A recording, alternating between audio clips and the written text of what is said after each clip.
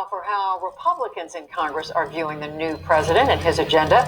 For that, I'm joined by Representative Nicole Maliotakis of New York. She just began her first term in the House and yesterday was named an assistant Republican whip.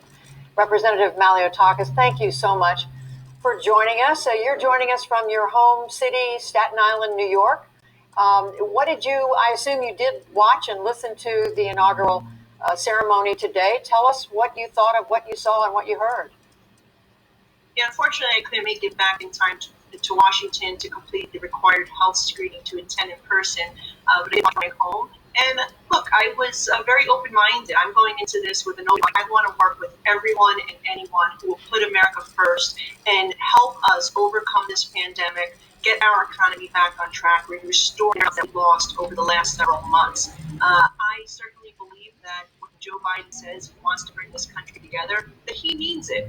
The issue becomes that there is a lot of division. Division, I believe, is caused because there's just different paths that individuals want to take this country. And I think that we have to find a way to find that common ground and work together. And I'm certainly willing to do that where we can find that common ground. But I'm also mindful that, I represent the district of Staten Island, Southern Brooklyn. I'm always going to do what's in the best interest of my constituents. And if I see this administration doing something that harms them or our nation, I'm going to push back. We heard President Biden today say, in so many words, it's possible to disagree with each other without getting into essentially a political war. Do you think it's possible to disagree in a more civil way than what we've seen in the recent years? I really hope so, and I think it's incumbent upon all of us to try to bring the temperature down a bit and try to debate individuals on issues. We shouldn't be, the political discourse we've seen over the last several years by members of Congress, by individuals in the political arena, has been damaging. I think social media has a lot to do with it, quite frankly, because everyone feels that they can just go on social media, on Twitter or on Facebook, and give every thought that's in their head. I think we got to go back to the basics of governing, which means that we need to debate on the House floor on the merits of issues and not attack individuals personally.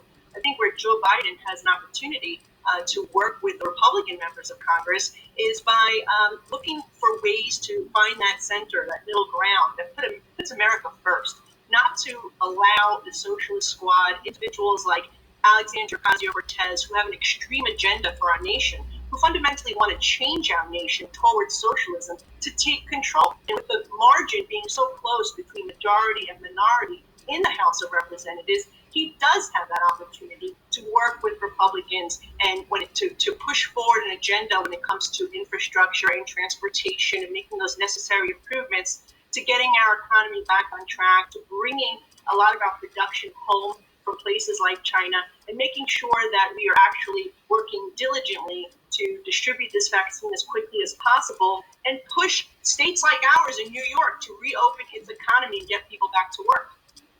I'm sure you know that Representative Ocasio-Cortez and some of the others would say they do not consider themselves socialists, but we can debate that another time. They self-proclaim socialists, though. They self-proclaim said they're socialists. I do want to ask you about, you did vote to object to the electoral vote counts from the states of Arizona and Pennsylvania in the House.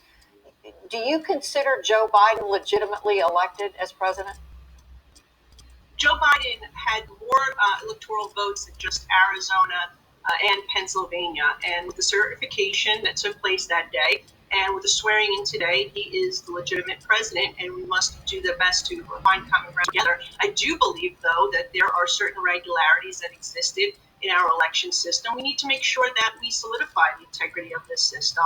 As you know, since the last couple of weeks alone, there have been arrests in Texas and Louisiana for election fraud. And there are tens of millions of Americans who are concerned about the integrity of the system. And so, I'm a proud co-sponsor of a new bill, the Save Democracy Act, that will look to further solidify the integrity of our system, make sure that we do have voter ID laws, making sure that we don't allow for automatic voter registration with a foreign document, as is going to happen in the state of New York unless the person opts out when applying for a driver's license, and making sure that we prohibit certain harvesting tactics and other safeguards that we're supporting in that measure as well. But I think that, look, if we only wanted to shed light, in my view, my vote was to shed light to some of the irregularities, some of the questions that were never actually heard in court due to time constraints. And I think that the American people just owe that.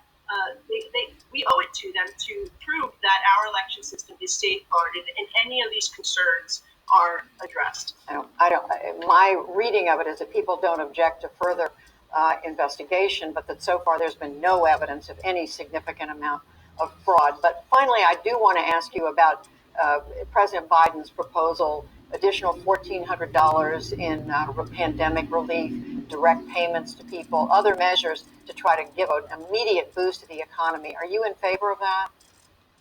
Well, I will certainly look at the bill that he presents. I'm mindful that we're moving toward a $30 trillion debt in this country, and so we have to make sure that any legislation is tailored specifically to the people who are unemployed due to this crisis, and also to businesses that have been mandated to be closed because of governors like Governor Cuomo. So I think that's something that we need to work together on, and I will certainly be reviewing legislation that comes before me to make sure that it best meets the needs of those I represent.